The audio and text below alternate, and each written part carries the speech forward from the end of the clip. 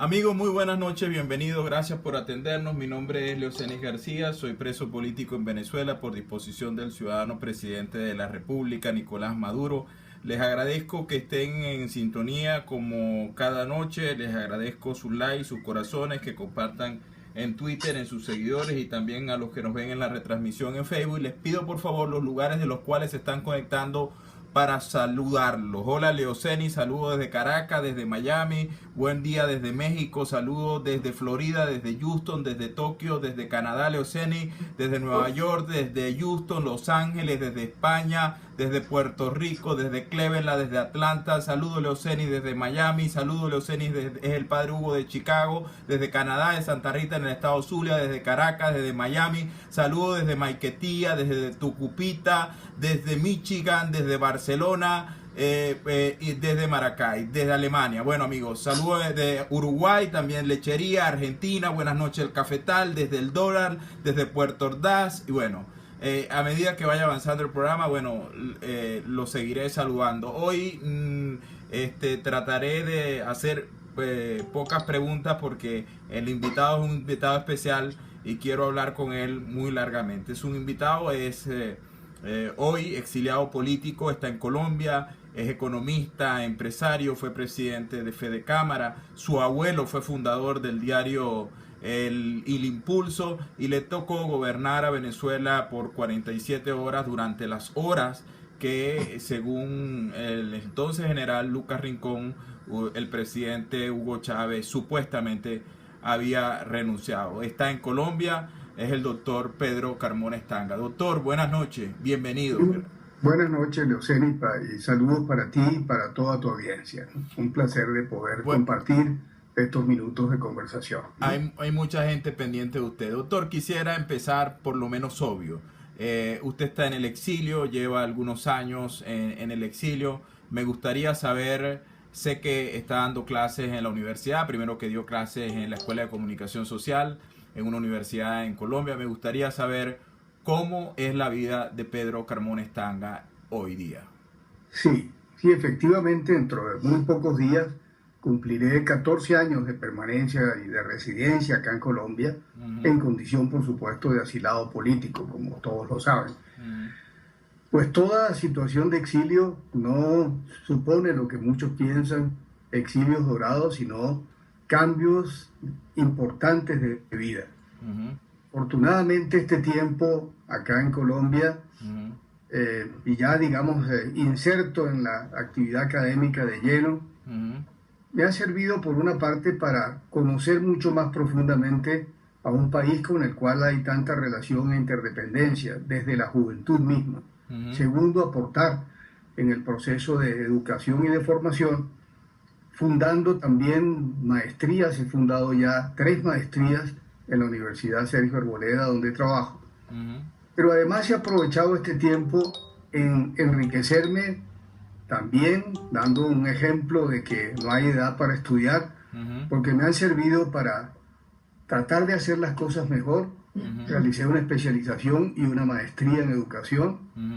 Hice también, terminé mi doctorado en economía, que me tomó 5 años de esfuerzos, en un convenio con una universidad argentina.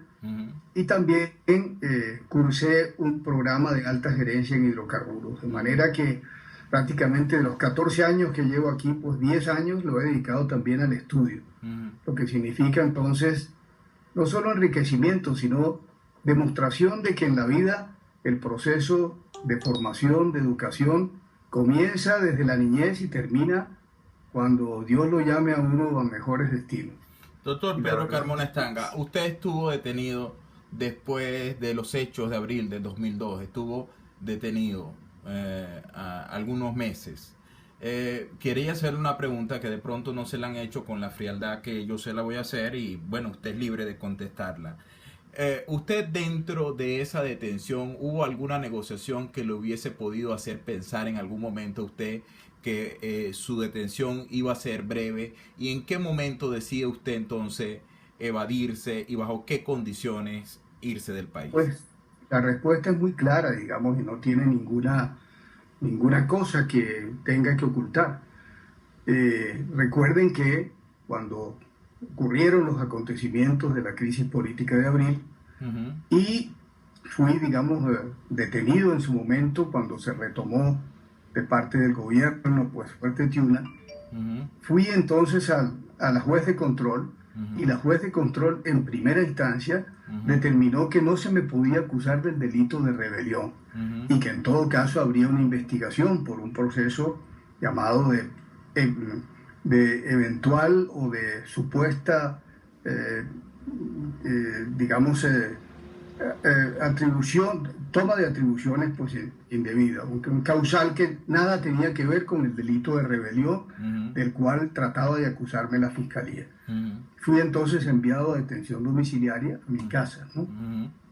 En ese momento la fiscalía apeló la decisión de la juez de primera instancia o de la juez de control y se constituyó entonces una corte de apelaciones que allí sí fue manejada o manipulada por el gobierno porque les resultaba fundamental para todo lo que ocurrió posteriormente tratar de acusarme del delito de rebelión. Repito, la juez de primera instancia determinó que no se le podía acusar del delito de rebelión porque rebelión implica, digamos, un movimiento alzado en armas que trata por la fuerza y sobre todo con el uso de armas de derrocar a un gobierno pues constituido.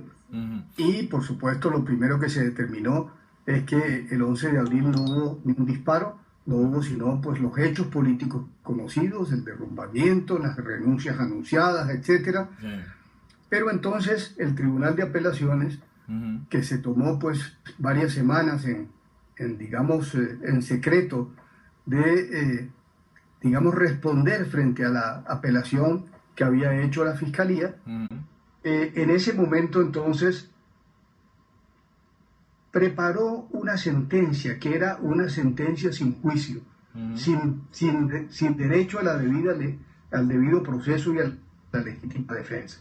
Y eso fue lo que determinó la decisión mía de asilarme en la Embajada de Colombia y luego pues consumar el asilo territorial acá en este país. Doctor Pedro Carmona Estanga, en aquellos días de abril usted era una de las personas más prominentes del país, aparecía en todas las encuestas, todo el país lo aplaudía, los medios, e incluso antes que se produjeran los hechos que sacaron al señor presidente entonces, Hugo Chávez, del poder, todo el mundo daba por el hecho de que en algún gobierno de transición usted sería el jefe de esa junta de transición. Lo cierto es que hay varias historias sobre el 11 de abril. La primera, la renuncia que anuncia el señor Lucas Rincón, y Carlos Ortega cuenta que usted estaba en una reunión en Venevisión con ellos y de pronto se fue supuestamente al hotel y después usted apareció con los militares y los militares lo nombraron presidente de esa junta de transición. Le doy la oportunidad de explicarnos a los venezolanos y sobre todo a quienes dicen que en Venezuela hubo dos cosas, que hubo primero un vacío de poder y que después hubo un golpe de Estado. ¿Cuál es la tesis del doctor Estanga sobre eso? La tesis es también muy clara y muy definida y está muy recogida de manera textual, muy explícita en el libro que escribí en el año 2004, llamado Mi testimonio ante la historia. Primero, esto no fue una situación buscada. Si algo, cuando se produjo el vacío de poder, planteé al estamento militar que tenía en ese momento pues la definición de cuál podría ser la transición para una restitución democrática en el país.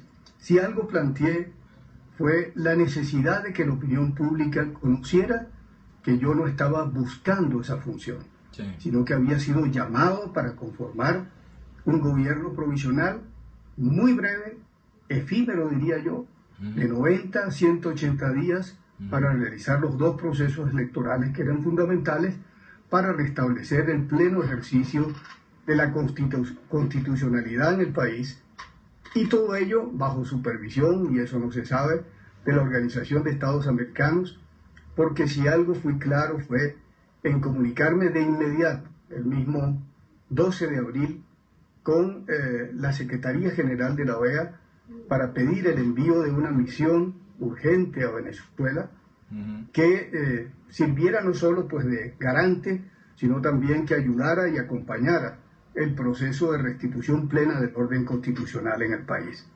De manera pues que todas estas cosas pues no se conocen, pero claramente pues las dejo sentadas del dedo, a pesar de haberlas escrito, ¿no? Para ya terminar este punto, que Sí, me disculpa sí, que ¿no? me disculpa que toque estos temas que siempre son obligados a tocarlos con usted, pero para ya cerrar este punto y hablar de temas que más me interesan, que es su visión sobre el país hoy día. ¿Usted Sí. cree que si usted no hubiese nombrado a quien nombró como ministro de la Defensa y en su lugar al señor Vázquez Velasco, quizás los militares no hubiesen decidido regresar al señor Hugo Chávez al poder? Pues mire, ese es un capítulo que también he explicado. Dentro del ejército había una profunda división. Sí. Había algunos que no estaban de acuerdo con que el ministro fuera Vázquez,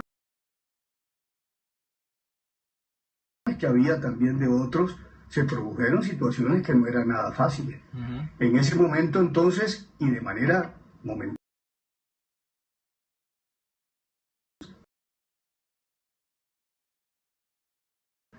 el general Nava, que era el Contralor General, para ocupar el Ministerio de la Defensa, y en eso, repito, hubo una colaboración muy amplia del propio almirante.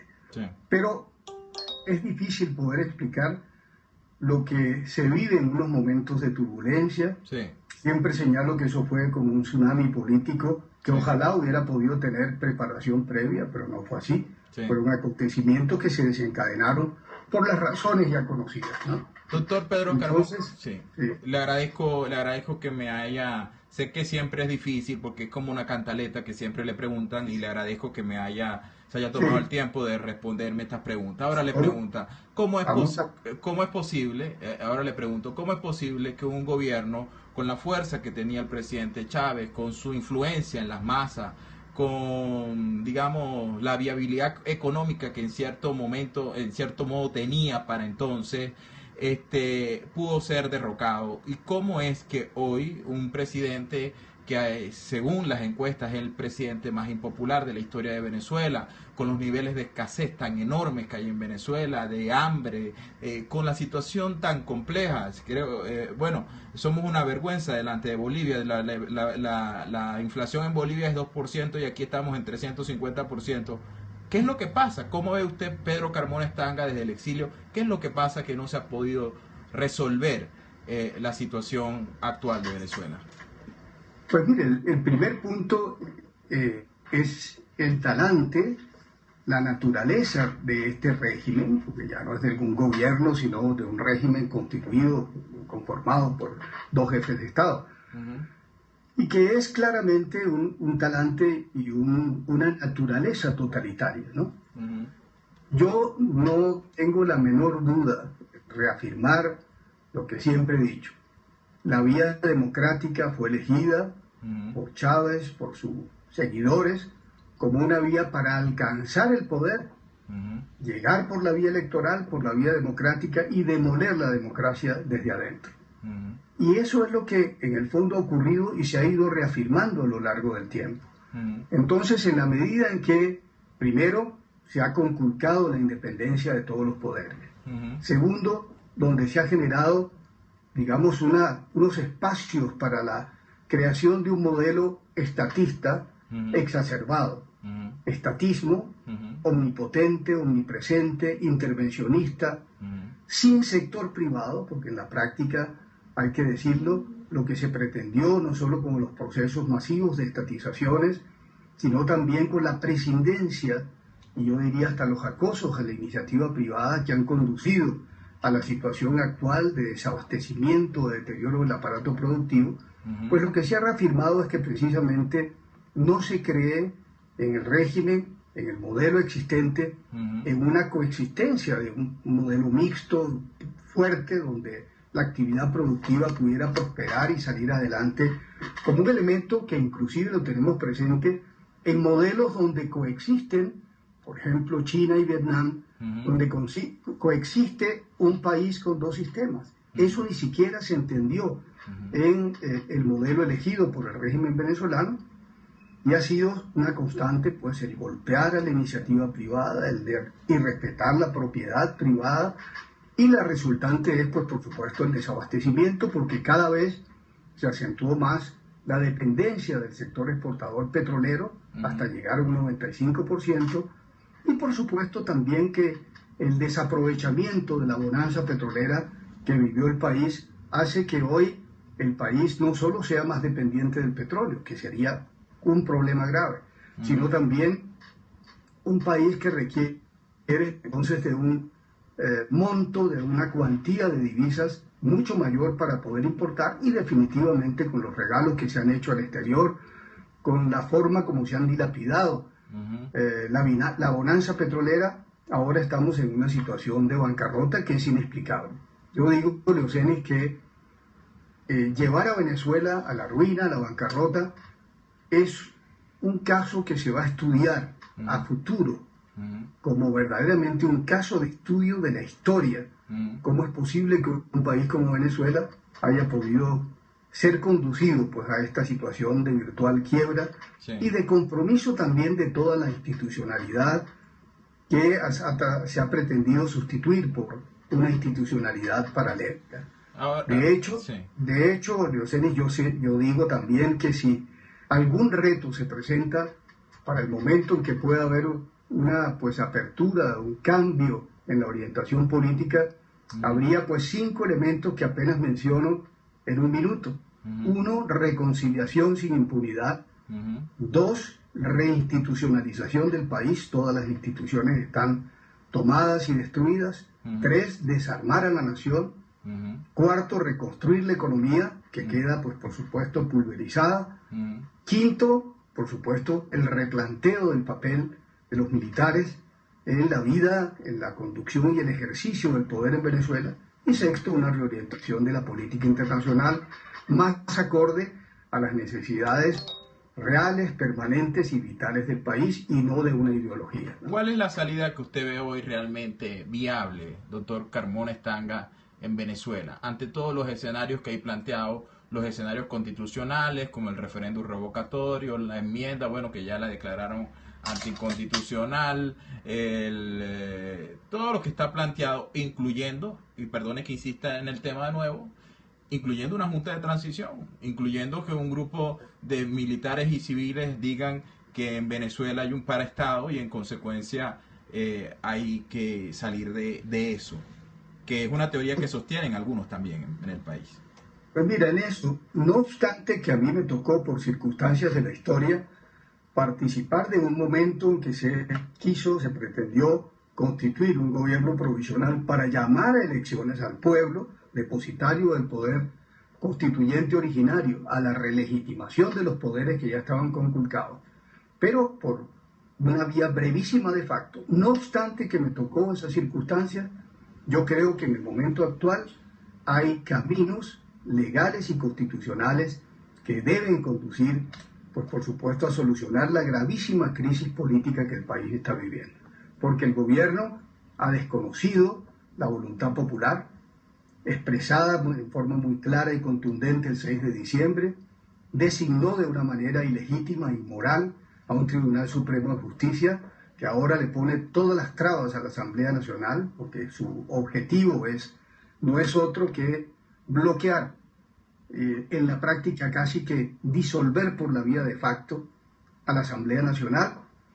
Entonces, la Asamblea Nacional no tiene otra alternativa, como lo plantea un documento que se ha hecho público en estos días de un destacado jurista venezolano, que dice ahora el deber de la Asamblea Nacional es desconocer una actuación inconstitucional de quien debe ser garante del orden constitucional en el país, que es la Sala Constitucional del Tribunal Supremo de Justicia. Y plantea una muy seria argumentación de cómo debe hacerse y cómo debe procederse. Ahora, la tensión y la crisis, el choque de trenes está planteado.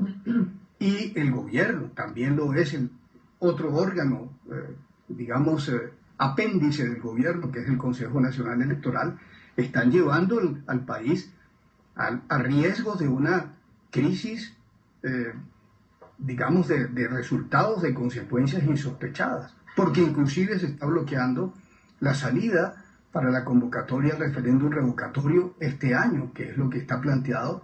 Ya vemos cuál y sabemos cuál es la actuación del Consejo Nacional Electoral, sí, agravando la crisis. Está bien, doctor Carmona, pero ¿qué fue lo que ustedes lograron? Cuando hablo de ustedes, hablo de Fede Cámara, de CTV, de los medios, de la sociedad civil, en el año 2002, que no se ha logrado hoy día. ¿Por qué, aún siendo los problemas mucho más graves que los que había en el 2002, no hay comparación en lo que había en el 2002 y lo que tenemos hoy?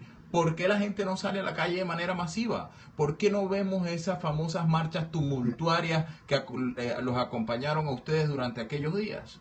Claro, yo diría que por una razón fundamental. La oposición, el país ha sido de alguna manera amedrentado, desmovilizado a través de actos de terror. Los vimos en febrero del 2014 y las amenazas que hoy escuchamos por los medios de los más altos voceros del gobierno. Y hay gente que dice la calle, por la vía inclusive pacífica, sería desde luego la forma natural de expresar el descontento, pero tienen miedo de que los maten, ¿no? Los grupos violentos han logrado intimidar, han logrado colocar un verdadero terror de Estado sobre la gente que de alguna forma lo ha inmovilizado. Pero cuando un país, como sabemos que está pasando en este momento, Leoceni, está literalmente en una situación de hambruna, donde la gente está muriendo por falta de medicamentos, donde el país se fue de las manos en una anarquización por haber, digamos, tenido tolerancia con la delincuencia.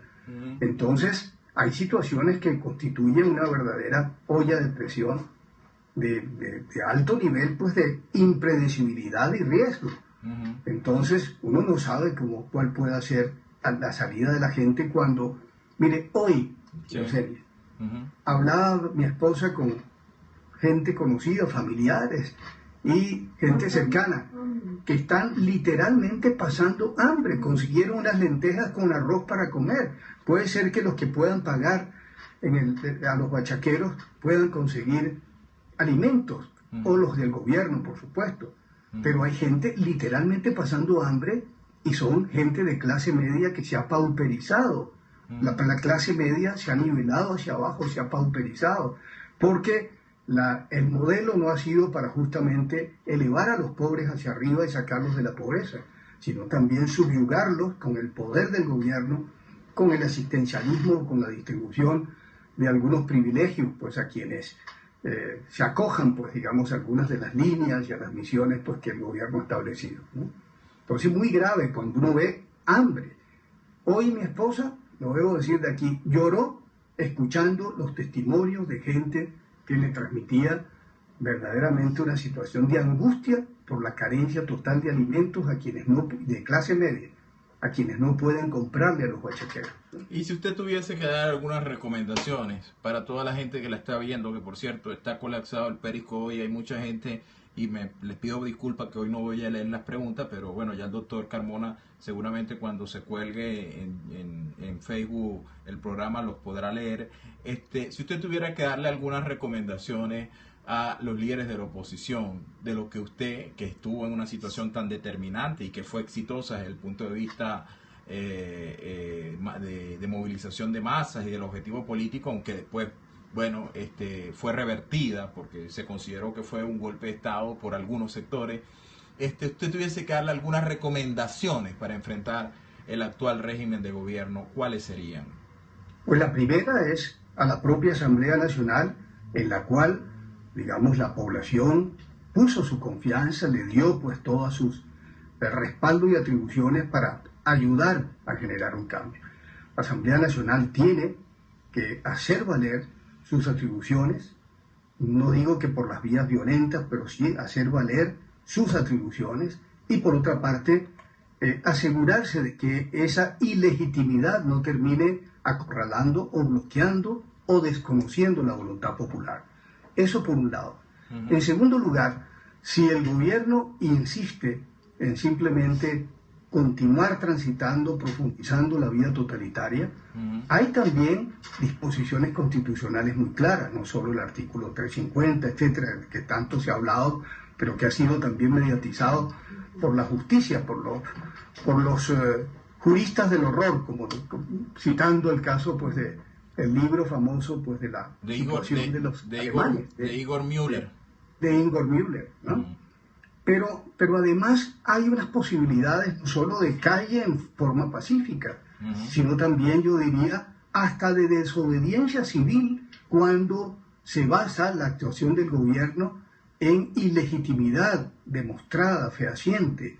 Entonces es un derecho de los ciudadanos también transitar por un eventual camino de desobediencia civil si el gobierno se niega a toda alternativa de respeto de la voluntad popular. Y la calle, por supuesto, pacíficamente, aun cuando esté la población amedrentada, pues es siempre la alternativa fundamental a través de la cual puede canalizarse un sentido claro de protesta, que está expresado también, tú como periodista lo sabes, Leocenis, sí, en todas las encuestas de opinión que se están realizando, ¿no? Sí. Ahora, veía una encuesta ayer donde se presentaba en estricta jerarquización las instituciones más desprestigiadas en Venezuela. Aparecía primero la Presidencia de la República, en segundo lugar el Tribunal Supremo de Justicia y en tercer lugar la Fuerza Armada Nacional. Creo que eso no era el mismo escenario del año 2002. Entonces, estando así las cosas, yo lo he sentido, por supuesto, usted está en el exilio y tiene que tener prudencia al hablar. ¿Usted no cree que el gran problema de la oposición es que está jugando democráticamente, al entender de algunos, con un gobierno que no es democrático, que es una dictadura de hecho? Es así. Lo que decía al principio, Leocenis, el camino democrático fue utilizado para llegar al poder y demoler la democracia desde adentro. Sin embargo, hoy no puedo, digamos, decir otra cosa, no solo por mi condición de asilado, sino pues por la prudencia también que debo declarar. Ya sabes que he sido pues también muy prudente en las declaraciones públicas. Y no obstante, pues concedí esta entrevista con mucho gusto por tu misma condición de perseguido político, ¿no? Pero digo que hay vías pacíficas y democráticas, pero firmes, con las que tiene que actuar la oposición. Obviamente que si el gobierno se niega y sigue estirando la cuerda, pues puede tener inmensos riesgos de que las salidas pueden ser impredecibles, que la olla de presión estalle. Y eso sí, pues no quiero entrar pues en los detalles de cómo puede ser una salida pues de esa naturaleza que no desearíamos, pero que no es imposible que ocurra si el gobierno sigue obcecado en, digamos, utilizar las vías totalitarias, las vías de hecho, y por supuesto el desconocimiento absoluto al Estado de Derecho y a la voluntad popular, ¿no? Ya para ir finalizando, doctor Pedro Carmona Estanga, ¿qué es lo que viene? ¿Qué es lo que hay que hacer el día después, el día después? ¿Qué es lo que hay que hacer? ¿Cuáles son las medidas económicas que hay que tomar en Venezuela? ¿Hay que aplicar un plan como el que aplicó Margaret Thatcher en el Reino Unido? ¿Hay que aplicar un régimen feroz como el que aplicó con los Chicago Boys el presidente Pinochet en Chile? ¿Qué es lo que hay que hacer el día después que el chavismo no está en el poder? Lo primero es que tiene que haber, por supuesto, una confluencia de voluntades para que el país pueda iniciar un proceso de restitución de la democracia, del régimen de libertades y de reacomodo de la economía. Mucho de la crisis del gobierno, que atraviesa el gobierno, ha sido por un pésimo manejo del tema económico. La política cambiaria, que ya conocemos y lo vamos a detallar, la hiperinflación derivada del hecho de que el Banco Central esté emitiendo inorgánicamente recursos para financiar el gasto público, castigando de una manera brutal a la población, pero también restituyendo espacios para la iniciativa privada, para la inversión privada. Venezuela es un país viable, que va a quedar altamente hipotecado. Sí, lo estamos hipotecados con los chinos, con la venta de petróleo a futuro, en los 50.000 millones de dólares que se deben, una deuda externa que es descomunal y por supuesto toda, digamos, el reordenamiento económico que hay que realizar, pero que atraviesa por dos elementos. Uno, una política cambiaria diferente. Dos, una política antiinflacionaria que comienza por restituir una cierta autonomía del Banco Central y por supuesto de prohibirle, como lo pretendió la Asamblea Nacional, que siga generando la espiral inflacionaria que está castigando tan duramente al país.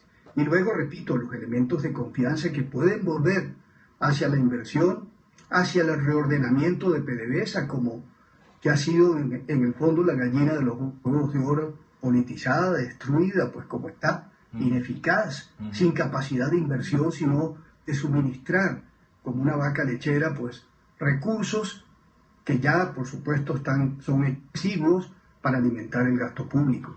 Entonces, en la economía hay todo un plan que hay que ordenar, pero sobre todo ahora esto está de la mano de la parte política, donde es imperativo restituir la independencia de los poderes públicos.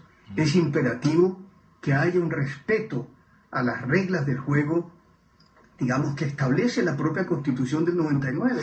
Nadie está planteando en este momento una sustitución de la Constitución del 99, aun cuando en el futuro pudiera haber una Asamblea Nacional Constituyente.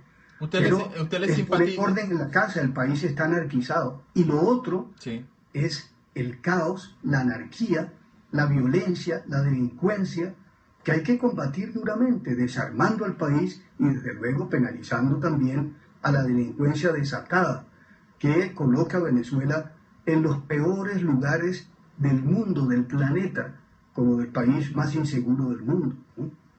Entonces el plan es difícil, requerirá de grandes esfuerzos y consensos, un periodo, por supuesto, de reacomodo que no es corto ni sencillo, pero que es una necesidad, un imperativo, que constituye, diría yo, el anhelo fundamental de los venezolanos en la actualidad, ¿no? Hay personajes en Venezuela como el general Raúl Isaías Baduel y Diego Arria, entre otros, que plantean que la única forma de adecentar el país, de purificar la nación, de adecentar las instituciones, es la Asamblea Nacional Constituyente, porque lo otro es cambiar los logos de guarida, pero dejar las guaridas iguales. ¿Usted qué piensa de la Asamblea Nacional Constituyente? Pues es una alternativa que no hay que descartar. Y yo creo que el país se da cuenta en este momento que, digamos, las distorsiones son tan profundas, digamos, el alejamiento de inclusive el modelo que estableció la Constitución del 99 es tan fuerte que esa puede ser una necesidad. Yo no la pondría necesariamente como la primera tarea, pero sí puede llegar en relativo corto plazo el ambiente necesario para la Asamblea Nacional Constituyente. Hay acciones porque en forma más inmediata, porque un proceso constituyente puede tomar un año, hay que adoptar pues para el corto y también con miras hacia el mediano plazo, para reordenar, para poner orden en la casa, que repito, está anarquizada, así lo ve el mundo.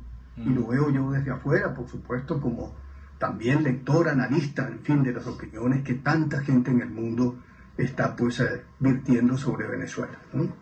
¿Cómo ve la clase política mientras los escucho sus planteamientos en el área económica, en el área, ya está la última pregunta, en el área económica, en el área política, y uno siente de alguna forma en sus planteamientos digamos, una profundidad que ha ido desapareciendo en el discurso político venezolano producto del diarismo? Se escuchan muchas consignas, pero no hay propuesta de país. Entonces, a veces se siente, sobre todo como espectador, de que hay consignas, pero que no hay un plan de país hacia dónde hay que ir realmente, y que lo que se ofrece es salir al chavismo por salir.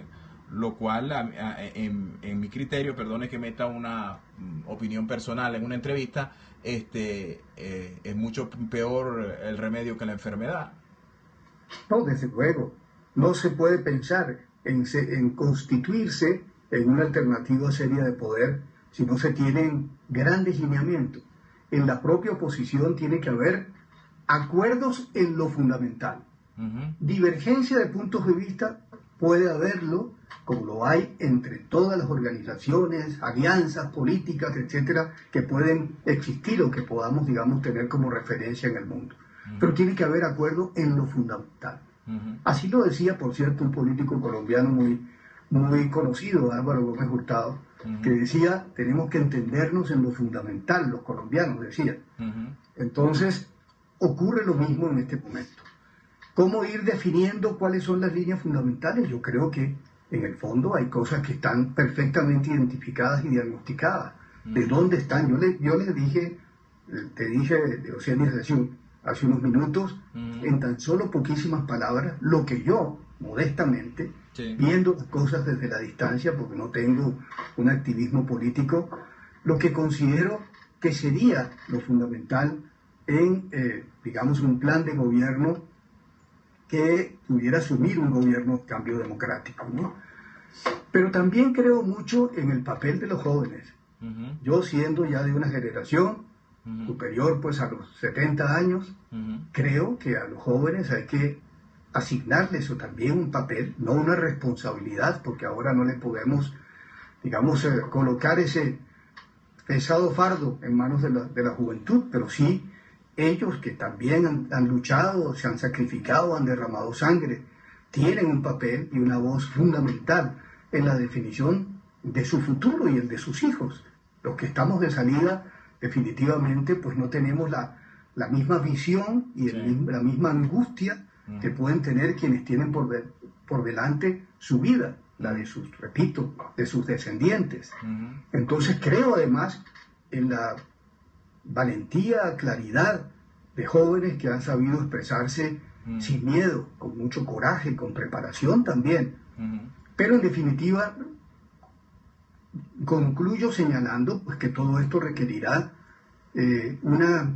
digamos, un aglutinamiento de voluntades, eso sí, en torno a grandes líneas sobre en qué tenemos que acordar y en qué podemos disentir. Doctor Pedro Carmona Estanga, le agradezco muchísimo el tiempo que nos ha dedicado. Saludo a su señora, a sus hijos. Le deseo muchísima suerte y bueno, un abrazo dentro de la distancia. Igual para ti, Leucenis, y con más vivo deseo de que se haga justicia con tu caso y que puedas recuperar la libertad que mereces. Creo que no será en este gobierno, doctor. No. Un gran abrazo, ha sido el doctor muchas gracias, ha sido el doctor Pedro. Luego, saludos a toda la audiencia. Gracias, ha sido el doctor Pedro Carmona Estanga, amigos, presidente provisional de la Junta de Gobierno que sacó del poder al presidente Chávez en el 2002. Muchas gracias a ustedes por su atención. Y disculpen que no haya leído sus preguntas el día de hoy, pero primero creo que pude recoger todo lo que ustedes querían preguntar y además quería hablar de temas profundos con el doctor Carmona Estanga y bueno, no es una entrevista fácil de una persona que está en el exilio, que además tuvo un papel en una situación muy confusa en Venezuela, que unos consideran vacío de poder, golpe de Estado, y hay que hacer las preguntas que hay que hacer, pero también hay que hacerlas con el respeto que toda persona merece. Así que muchas gracias a ustedes por su atención, amigos. Gracias a los que nos ven en la retransmisión y gracias a los que nos han visto también en Facebook. Buenas noches, muchas gracias.